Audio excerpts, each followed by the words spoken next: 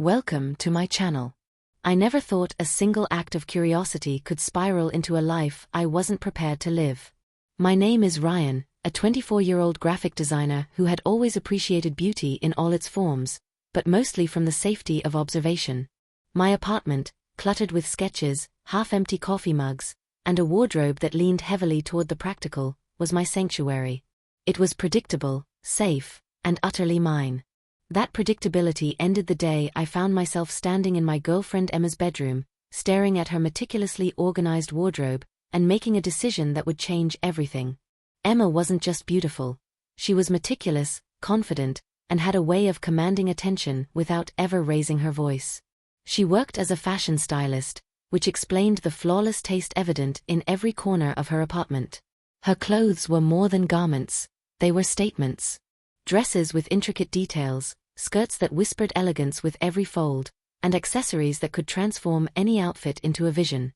And there I was, a man who had always dressed comfortably and functionally, imagining what it might feel like to wear just one of those pieces. It started innocently, or at least I convinced myself of that. Emma had left for her weekly client meeting, giving me the apartment, and her wardrobe, for a couple of hours. I lingered in her bedroom, tracing my fingers along the fabric of a silky blouse, then a skirt, marveling at the textures. My heart raced, a mix of guilt and excitement swirling through me. I wasn't usually the type to cross boundaries like this, but curiosity had a way of eroding reason. And so, almost impulsively, I slid the skirt off its hanger, feeling the weight of the fabric, imagining how it would feel against my skin. Back in my apartment, I hesitated in front of my own mirror. The skirt felt foreign yet oddly comforting. I caught a glimpse of myself, a man with broad shoulders, unruly hair, and a face that was distinctly mine, slipping into something entirely unexpected. As I pulled on the blouse and skirt, my pulse quickened. The mirror reflected a version of me that I had never known, softer, more delicate, yet somehow thrilling. The act felt forbidden, but the exhilaration outweighed the shame. I spent the next hour exploring this new version of myself. The skirt swayed with each tentative step, the blouse draped differently than I expected, and my reflection seemed to tease me with a duality I couldn't ignore. I experimented with Emma's makeup, just a light touch at first, a brush of eyeshadow, a swipe of lipstick, and was startled by how transformative it felt. Each application blurred the line between my usual self and the persona I was creating. It was intoxicating. I had never imagined that one could feel so exposed and powerful at the same time. Yet beneath the thrill, a knot of anxiety tightened in my chest. What if Emma returned early? What if someone saw me like this? The thought made my pulse quicken even more than the act itself. I rationalized it as harmless experimentation, a secret indulgence in my own private curiosity. But deep down, I knew this wasn't just play. There was a part of me, hidden and restless, that relished the attention to detail, the sensation of fabric against skin, the thrill of inhabiting a different identity even for a brief moment. Emma's presence, or rather the absence of it, was almost palpable. I imagined her walking in at any moment, a raised eyebrow, a knowing smile, and perhaps disappointment, or worse, anger. But the idea of her discovering me like this also carried an undeniable rush. It was as though I had crossed into a territory both forbidden and magnetic. Each glance in the mirror reminded me of the secret I now carried, a duality that made my pulse hammer. Hours passed, the sun dipping below the horizon, and I was still caught in this delicate experiment. I had started to think about how I could take it further, to explore this new persona more fully. Maybe I could wear Emma's heels next, style my hair like hers, practice walking in a way that matched her poise. The thought was electrifying, and terrifying. I knew that crossing that line could change everything. And then came the first sign that I might have gone too far. I had been so engrossed in my exploration that I didn't hear the soft click of the door unlocking. Emma was home earlier than expected. My heart froze. Panic surged, followed by a rush of adrenaline. My mind raced. Could I hide? Could I explain? Or had I already sealed my fate by taking something that was never mine to begin with? She appeared in the doorway, eyebrows slightly raised, a curious smirk playing on her lips. "Ryan, what are you doing?" she asked, her voice calm but tinged with amusement and disbelief. My mouth went dry, my mind scrambling for excuses, but no words formed. She stepped closer, studying me from head to toe, every inch of Emma's clothes, the subtle attempt at her posture, the tentative confidence in my stance. And then came the twist I hadn't anticipated. Instead of anger, she laughed. Softly at first, then louder, the sound filling the room and echoing in my chest. "Well, this is interesting," she said. "I didn't expect this when I left. But you look exactly like me." That moment changed everything. What had started as a simple experiment, a fleeting curiosity, had evolved into a full-blown challenge, one I was now trapped in.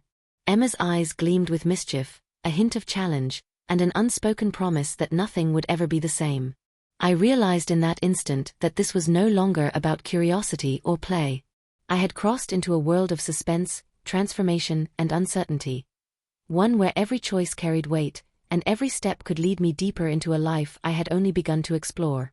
Emma's presence was magnetic, her intentions unpredictable, and the thrill of inhabiting her twin persona more potent than I could have imagined. As I stood there, frozen between fear and exhilaration, I knew one thing for certain: my life had changed. The clothes I had stolen, the persona I had assumed, and the thrill of transformation had bound me to a path I couldn't turn back from. And Emma seemed determined to make sure I stayed on it. The moment Emma stepped closer, the full weight of what I had done hit me. Her eyes were sharp, but instead of anger, there was that unmistakable glint of mischief. My pulse raced, and I struggled to find words, but she didn't give me the chance. "Sit down," she commanded, gesturing toward the chaise in her bedroom. I hesitated, unsure if I should obey or bolt. My feet, awkward in the unfamiliar heels I had impulsively chosen, betrayed me with a small stumble. Emma smirked, clearly enjoying my discomfort. "Relax. I want to see how serious you are about this experiment." That word, experiment, made my stomach tighten. What had started as playful curiosity had evolved into something far more serious. I sat, my legs crossed tentatively, feeling the skirt cling to my thighs. Emma circled me like a predator studying its prey, her gaze analytical yet approving. "I've always wondered," she said, her voice soft yet teasing, "what it would be like if someone else stepped fully into my shoes. Or, well, my entire wardrobe." She paused, her smile widening. "Looks like you're about to find out." I swallowed hard, every nerve in my body screaming. Emma's words were exhilarating and terrifying in equal measure. She leaned in, her hands brushing against mine, assessing how I held myself. "Your posture," she noted, "isn't quite right. You're stiff. But it's promising." For the next few hours, Emma became my mentor, my guide, and in some ways, my tormentor. She instructed me on how to walk in heels, how to tilt my head, how to carry myself with a blend of grace and confidence that I had never known I could summon. Each correction, each pointed instruction, made me hyper-aware of my own body, its masculinity, its awkwardness, and the delicate veneer of femininity I was trying to wear. I practiced moving around the apartment, every step a mix of excitement and self-consciousness. My reflection in the mirror became both a teacher and a tormentor. The person staring back at me was not entirely Ryan, yet not entirely Emma either. It was an amalgam, a fragile balance of identities that felt thrilling and frightening. Every time I adjusted the blouse, smoothed a wrinkle in the skirt, or shifted my weight, I felt a small thrill, a sense that I was getting closer to perfection, closer to being her twin. But with the thrill came anxiety. I couldn't ignore the reality that I was treading dangerous ground. If Emma ever decided to push this further, or if someone else discovered me, the consequences could be humiliating, or worse, irreversible. My mind raced with what-ifs. What if a friend showed up unexpectedly? What if a neighbor noticed me moving around in heels? What if Emma's teasing went too far? Emma, it seemed, anticipated all my doubts. She leaned in close, her lips barely brushing my ear, and whispered, "Don't think about the risks. Just focus on the experience. Let yourself become her. Let yourself become me." Her words sent shivers down my spine. I felt exposed, vulnerable, yet undeniably alive. The duality of my existence pressed down on me. Part of me wanted to flee to return to safety, but another part craved the sensation, the thrill of becoming someone entirely different. The hours bled into the evening. Emma pushed me further, experimenting with makeup techniques, showing me how to accentuate my eyes, soften my jawline, and shape my eyebrows. Each brushstroke on my face heightened the surreal feeling of transformation. By the time she handed me a wig styled exactly like hers, I could hardly recognize the person in the mirror. Every feature mirrored hers, the hair, the clothes, even the posture, and yet beneath it all, Ryan remained, a silent passenger in his own body. It wasn't just physical transformation, it was emotional too. I felt a strange sense of liberation in the disguise, a thrill in inhabiting this other identity. I laughed at things I normally wouldn't, moved with a confidence I had never dared before, and experienced a vulnerability that was both terrifying and intoxicating.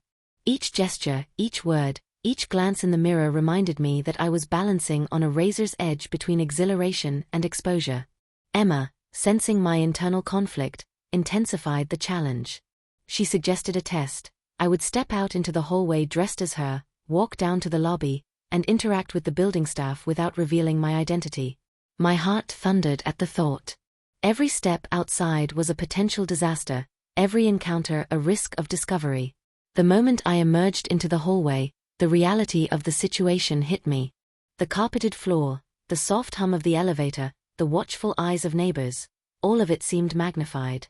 I walked tentatively, heels clicking against the floor, each sound echoing my anxiety.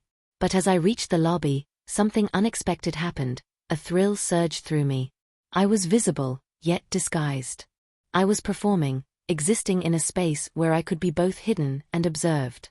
And it felt intoxicating. Returning to the apartment, Emma greeted me with a smile that mixed pride and mischief. "Well done," she said. "But this is just the beginning. You're going to need to learn every detail, walk, speak, laugh, even think like me, if you're going to survive this challenge." I sank into the chaise, exhausted but exhilarated. My reflection in the mirror now felt like a second life, a persona I could never entirely relinquish. And as I looked at myself, I realized the true danger wasn't just in being discovered by others. It was in losing myself to the thrill of transformation, in becoming so enmeshed in Emma's identity that I forgot who I was. That night, as I lay in bed staring at the ceiling, the weight of what I had done pressed down on me.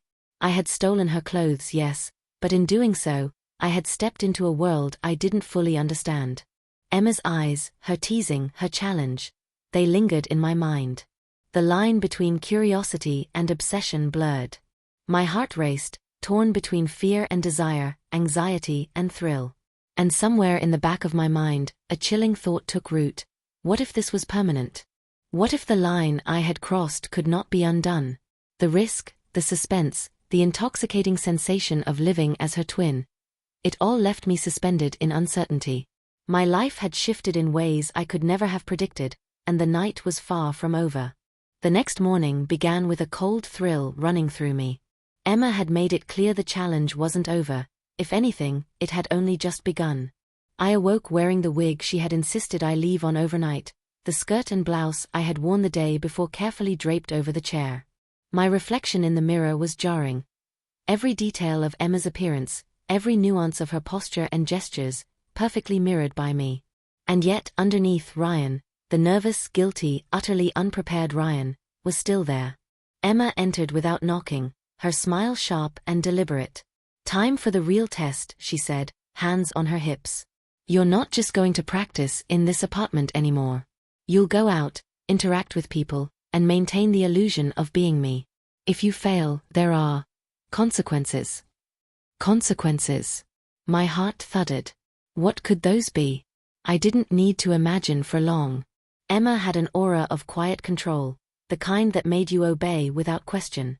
She handed me a phone loaded with messages she had crafted, an agenda of errands, social media posts I would need to execute. Every step, every interaction had to be perfect. The first task was simple, deceptively so: meet her best friend Lily at a cafe. Lily knew Emma intimately, she could detect the smallest inconsistencies. As I stepped out, heels clicking sharply against the pavement, the first wave of terror hit me. Each passerby, every glance, seemed magnified. I forced my shoulders back, adopted Emma's gait, and repeated under my breath the phrases she had drilled into me: confident, playful, light laughter, subtle gestures. Lily was already waiting. Her smile widened as she saw me, but something in her eyes flickered. I could feel my heart hammering, my throat tight with anxiety. Every word had to be precise. Every inflection had to match Emma's. I sipped coffee, laughed at jokes, and mimicked her mannerisms with painstaking care. Lily leaned in at one point, examining me with a playful suspicion. "Emma, you look different," she said softly. My stomach lurched, but I forced a giggle. "Must be the new style," I replied, voice higher than normal, trembling under the scrutiny. Back in the apartment, Emma evaluated me like a general inspecting a soldier. "Good, but not perfect," she said. "Your eyes. They give you away sometimes. Remember to soften them. Let the illusion be complete." Her words were a mixture of critique and thrill, spurring me to push myself harder. That evening, a new challenge arrived: Emma's client party, an upscale gathering where I would be her twin entirely, interacting with strangers and friends alike. Panic roared in my chest, but I could see the excitement in Emma's eyes. She reveled in my tension, pushing me further, guiding me through wardrobe changes, hair adjustments, and makeup touch-ups. Every glance in the mirror reflected my duality: Ryan trapped inside Emma's body, a hostage to the thrill and the risk. As we arrived at the party, the world outside seemed like a gauntlet. Lights, laughter, and the hum of conversation surrounded me. I forced a smile, every step measured, every gesture calculated. Strangers passed by, nodding, commenting, expecting Emma. I answered questions, laughed at jokes, and felt a creeping terror with every passing moment. One misstep, one incorrect inflection, and the entire illusion could shatter. Then it happened. A familiar voice, sharp and incredulous, called my name from across the room. My heart stopped. A colleague from work, someone who had seen me in my usual attire countless times, approached. The world narrowed to that moment. I felt my legs wobble, the skirt brushing against my thighs, the wig itching uncomfortably. Emma, standing slightly behind me, whispered, "Stay calm. Remember everything we practiced." I nodded subtly, swallowing my panic. Every muscle in my body screamed with tension as I navigated the conversation. I smiled, laughed, answered casually, but inside, terror clawed at me. Any slip could expose me completely. And yet, amidst the fear, a strange exhilaration coursed through me. I was performing, transforming, becoming something I had never dared to be before. Hours passed in a blur of conversation, social interactions, and near misses. I managed to survive each encounter, but the emotional toll was immense. My mind raced with exhaustion, anxiety, and a burgeoning thrill I couldn't deny. Emma's presence, hovering close, watching every move, intensified the stakes. The ultimate test came unexpectedly. A close friend of Emma's, unaware of the situation, insisted on a private photo session, pulling me toward a corner of the room. My pulse raced. Each click of the camera felt like a countdown to exposure. I forced smiles, posed, adjusted my posture, and felt the sweat of anxiety prick my skin. Every shot, every angle, was a reminder of how fragile the illusion was. Suddenly, disaster. The strap of the skirt snagged on a chair leg. Time seemed to slow as I struggled to free it, the fabric threatening to tear, exposing the precariousness of my disguise. Emma's sharp whisper saved me, guiding my hands, calming my shaking fingers. The skirt was freed, but my heart pounded in my chest, a visceral reminder of the stakes. Later, returning home, I collapsed onto the couch, exhausted and trembling. Emma stood over me, a mixture of pride and amusement in her eyes. "You did well," she said. "Better than I expected. But this is just the beginning. You've tasted what it's like to be me, and now you can't ignore it. There's no turning back." I realized then that this challenge wasn't about a single day or a few experiments. It was about transformation, total, immersive, irrevocable. Emma's plan had succeeded in binding me to this dual identity, blurring the lines between Ryan and her twin. Every step I had taken, every interaction I had survived, reinforced that I was no longer just a man in her clothes. I had become a living mirror of her identity, caught in a thrilling, terrifying limbo between who I was and who I had become. As I sat there, staring at my reflection in the dim light, the duality of my existence pressed down with suffocating intensity. Ryan, trapped within Emma's visage, exhilarated yet terrified. Emma, triumphant, watching her influence take root. And me, the one living between two worlds, uncertain of what would come next. And then the sound of a text notification made my stomach drop. A message from Emma, simple yet chilling: "Tomorrow, you will be completely me. No exceptions." I closed my eyes, my pulse hammering, knowing that my life had irrevocably changed. The thrill, the suspense, the danger, it was all just beginning. The apartment was quiet, but my mind was anything but. Every sound, the hum of the fridge, the soft tick of the clock, even the distant murmur of traffic outside, felt amplified, like the world itself was aware of my precarious situation. I sat on the edge of Emma's chaise, the wig perfectly in place, the skirt and blouse still clinging in ways that made me both self-conscious and oddly empowered. My reflection stared back at me, a perfect replica of Emma, every detail mirrored, yet with Ryan trapped beneath the surface. Emma appeared suddenly, leaning casually against the doorframe. "You survived today," she said, her voice light but carrying an unspoken weight. "But tomorrow will be different." My stomach dropped. I had thought the day's challenges were the peak, but her words hinted at something far more intense. "Different how?" I asked, trying to keep my voice steady, though it wavered slightly. She smiled, a mixture of mischief and something darker, almost possessive. "You're going to live as me completely. No shortcuts, no breaks. From the moment you wake up, to the moment you sleep, you'll be me. The world will see me through your actions, your words, your face. Are you ready for that?" I swallowed hard, feeling the weight of the challenge pressing down on me. My mind raced with every possible scenario: friends, family, neighbors, even strangers noticing the tiniest slip.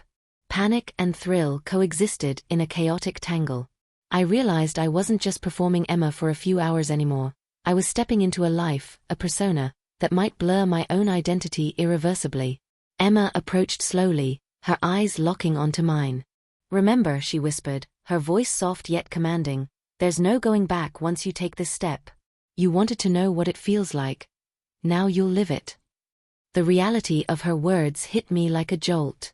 I wanted to protest, to run, but my legs felt heavy, frozen by anticipation and fear. Instead, I nodded, my pulse hammering. I was trapped in this experiment, caught between exhilaration and terror, between the thrill of transformation and the dread of losing myself. As I sat there, Emma's phone buzzed on the table. She glanced at it, then back at me, her expression unreadable. "Someone's coming over tonight," she said, almost casually. "They don't know yet. You'll have to be perfect. One wrong move and, well, you can imagine." I felt my throat tighten. My heart raced at the thought of a visitor discovering the secret, at the thought of my double life being exposed. Every detail of my appearance, every gesture I had practiced, every word I had memorized suddenly became a potential pitfall. The stakes were higher than ever. Emma's eyes gleamed with satisfaction as she took a step closer. "I trust you'll handle it," she said, almost teasingly. "But remember, this is just the beginning. Once they see you, everything changes." I nodded again, though inside I felt a storm of anxiety and excitement. I realized that I was no longer just Ryan, the person I had been before this reckless adventure. I was now a living embodiment of Emma, performing her life, her persona, her identity. And the knowledge that someone was about to see me, fully transformed, fully exposed, made my pulse race uncontrollably. The minutes ticked by, each one stretching endlessly. I couldn't sit still, couldn't focus. Every shadow in the room seemed menacing, every sound a potential herald of disaster. My reflection in the mirror reminded me of how far I had gone, how irrevocably I had changed. I looked at the wig, the blouse, the skirt, and the heels, and for the first time, I wondered if I could ever go back to being just Ryan. A knock at the door made me jump, my heart leaping into my throat. Emma's smile was calm, almost cruel. "They're here," she said. "Remember, perfection. No mistakes." I took a deep breath, smoothing the skirt over my thighs, adjusting the wig, and forcing my posture into Emma's exact posture. My reflection stared back at me, the eyes of Emma staring through mine, challenging me, daring me. I opened the door, and the figure on the other side made my stomach flip. An unexpected visitor, someone who knew Emma intimately, someone whose eyes could pierce through any disguise. The room seemed to hold its breath as I stepped forward, trying to maintain the illusion, trying to be her completely. Every word, every gesture, every breath was a calculated risk.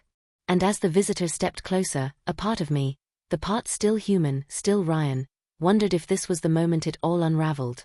Emma's voice whispered in my ear, soft and dangerous, "Once you step into this, there's no turning back." And just like that, the door closed behind the visitor, leaving me standing there, trapped in the role I had stolen, fully exposed to the world, and completely unsure if I could survive the night.